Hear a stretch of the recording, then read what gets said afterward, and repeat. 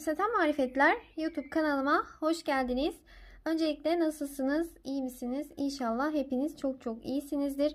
Bugünkü örgü anlatımımda böyle yapımı çok kolay ve çok gösterişli, çok da değişik duran bir örgü modeli yapımını sizlerle paylaşmak istiyorum. Bakın bu şekilde böyle sütun şeklinde duran bir örgü modeli. Gerçekten çok güzel bir görüntüsü var. Bu örgü modelini genellikle bebek yeleklerinde, hırkalarında, şapkalarında, atkılarında kullanıyorlar. Siz dilediğiniz örgü çeşidinde kullanabilirsiniz. Ben bu modeli patiğimi yaparken kullandım. Çok da güzel oldu. Şöyle sizlerle de paylaşmak istiyorum. Bakın bu şekilde modeli patiğime uyguladım. Modelimin kurulumu çok kolay. Onun katları üzerine kurulan bir örgü modeli. 3 farklı renkten yapılıyor. Şöyle modelimi kenara alıyorum. Kullanacağım ipler bakın bu şekilde 3 renk ip kullanacağım. Öreceğiniz örgü çeşidine göre iplerinizi tercih edebilirsiniz. Aynı şekilde yine şişinizde öreceğiniz örgüye göre tercih edebilirsiniz ipinize göre. Şimdi 30 ilmek atarak başlayalım. Bu modelimi 40 ilmek üzerine kurmuştum. Şimdi sizlerle birlikte 30 ilmek üzerine kuralım.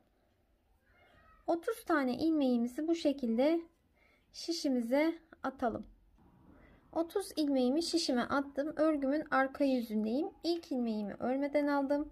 Diğerlerini ters olarak örüyorum.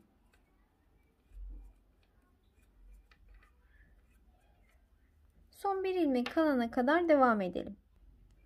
Son bir ilmeğim kaldı. Onu da her zaman düz olarak örüyorum. En son ilmekleri. Örgümün arka yüzü. Şimdi örgümün ön yüzüne geçtim. Burası örgümüzün ön yüzü. İlk ilmeği her zaman örmeden alıyorum. Diğerlerini ters olarak örüyorum. İlmekleri örgünün ön yüzünde ve arka yüzünde bu şekilde ters olarak örüyorum ve haroşa sırasını bu şekilde oluşturuyorum ben. Bir diş haroşa sırası ördük. Burada toplamda ben 4 diş haroşa sırası örmüşüm. Bu kısmını lastik örgüde yapabilirsiniz. Böyle haroşa sıralarından da oluşturabilirsiniz. Şimdi sıraları tamamlayalım. Evet, 4 diş haroşa sıramı ördüm. Burası 4 de olabilir, 5, 6, 7, 8 de olabilir, 3 de olabilir. Bu sizin tercihinize kalmış. Şimdi ilk ilmeği örmeden aldım. Örgümün ön yüzündeyim. İlmeklerin tamamını düz olarak öreceğim. Böyle sıra sonuna kadar böyle düz olarak örelim. İlmeklerin tamamını böyle düz olarak ördüm. Örgünün arka yüzüne geçtim. Arka yüzüne geçtiğimde burada şöyle sarı rengimi bağlayacağım. Beyaz ipime sarı rengimi bağlıyorum. Ve sarı rengimle devam ediyorum. İplerimi kopartmadan ilerliyorum. Renk geçişlerinde ilk ilmeği örüyorum. 1, 2, 3, 4. 4 tane ilmeğimi sarı rengimle ördüm. 1, 2. 2 tane ilmeğimi örmeden bu şişime aldım. Sonrasında 1, 2, 3, 4, 5, 6, 7, 8. 8 tane ilmeğimi sarı rengimle ördüm. 1, 2. 2 ilmeğimi örmeden bu şişime geçirdim. 1, 2, 3, 4, 5, 6, 7 ve 8. 8 tane ilmeğimi sarı rengimle ördüm. 1, 2. 2 tane ilmeğimi örmeden bu şişime aldım. 1, 2, 3, 4 tane ilmeğimi sarı rengimle ördüm. Bu modeli kurarken başta ve sonda 4'er ilmeği sarı rengimizle örüyoruz. Şimdi örgümün ön yüzüne geçiyorum.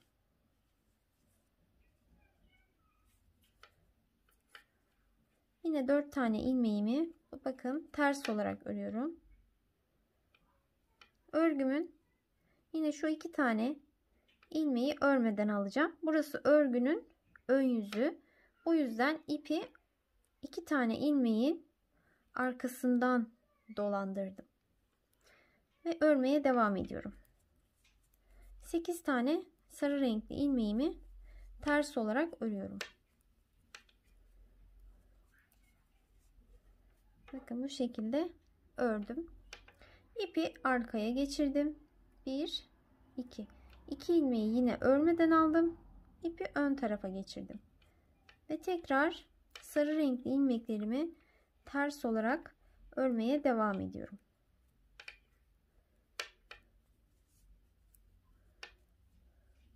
Yine örmeden aldığım ilmeklere geldim. İpi arkaya geçirdim. İkisini de örmeden aldım. İpi ön tarafa geçirdim. Bunu örgümün ön yüzünde yapıyorum. 4 tane sarı renkli ilmeğimi ördüm.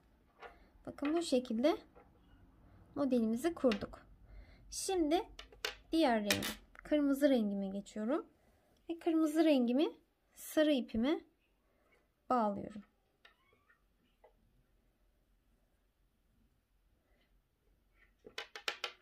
Artık 3 ipimizin üçünü de birlikte götüreceğiz. Renk geçiş olduğu için ilk ilmeği örelim. Sonra yine bakın 4 tane ilmeği örüyorum ters olarak. Bu şekilde kırmızı rengimle ördüm. Örmeden aldıklarımı yine örmeden bu şişime geçirdim. Burası örgümün arka yüzü. O yüzden örmeye devam ediyorum. Sarı renkli 8 tane ilmeği kırmızı rengimle ters olarak örüyorum. Bakın bu şekilde. Örmeden aldıklarımı yine örmeden 2 tanesini bu şişime geçirdim. Ve 8 tane sarı renkli ilmeğimi ters olarak örüyorum.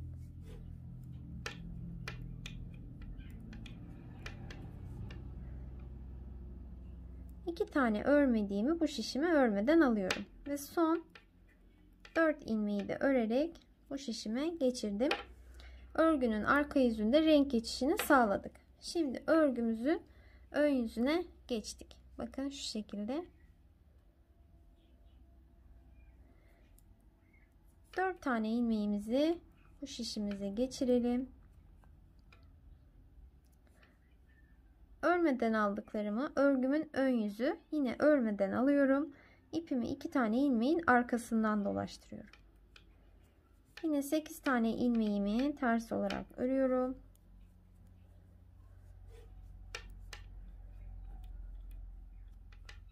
İpimi arkaya geçirdim. Örmeden aldığım 2 ilmeği yine örmeden aldım. İpimi öne geçirdim. Yine 8 tane ilmeğimi örerek bu şişime alıyorum.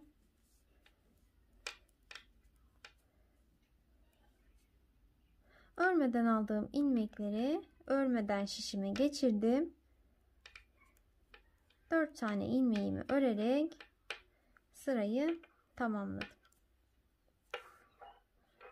Bakın bu şekilde modelimizi yapmış olduk. Şimdi örgünün arka yüzüne geçelim ve beyaz rengimizi alalım.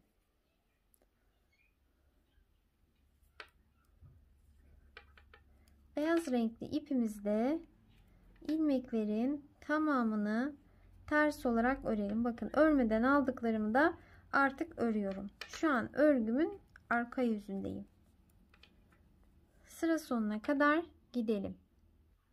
Örgümün ön yüzüne geldim.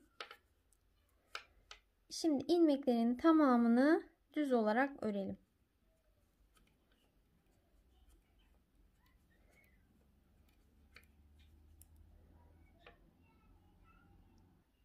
Sıra sonuna geldim. Örgümün arka yüzüne geçtim. Arka yüzde ilmeklerin tamamını böyle ters olarak örelim. Örgümün tekrar ön yüzüne geçtim. Şimdi yine ilmeklerin tamamını düz olarak örelim.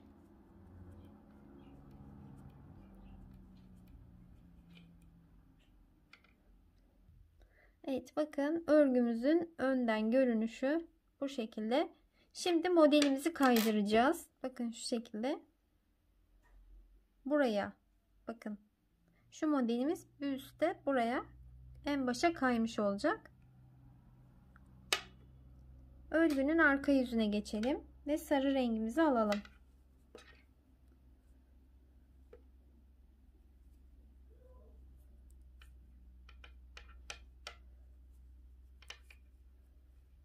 Sarı rengimle 9 tane ilmeğimi öreceğim.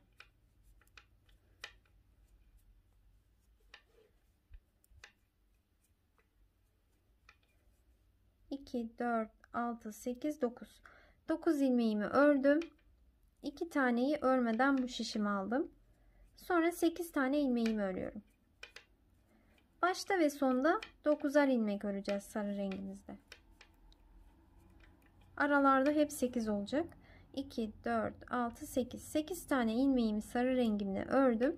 2 tane örmeden bu şişimi aldım. Geriye kaç ilmeğim kaldı? 2, 4, 6, 8, 9. 9 tane ilmeği sarı rengimle örüyorum. Daha fazla ilmek olduğunda da bu şekilde olacak. Başta ve sonda 9 ilmeği sarı rengimle öreceğim. Aralar hep 8 ilmek olacak.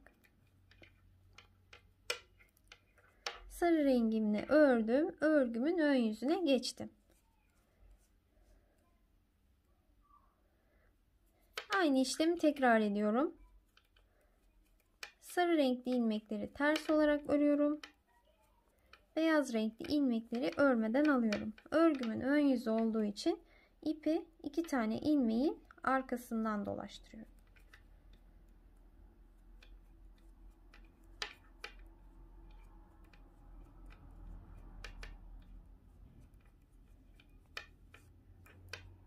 Bakın bu şekilde ipi arkadan dolaştırıyorum.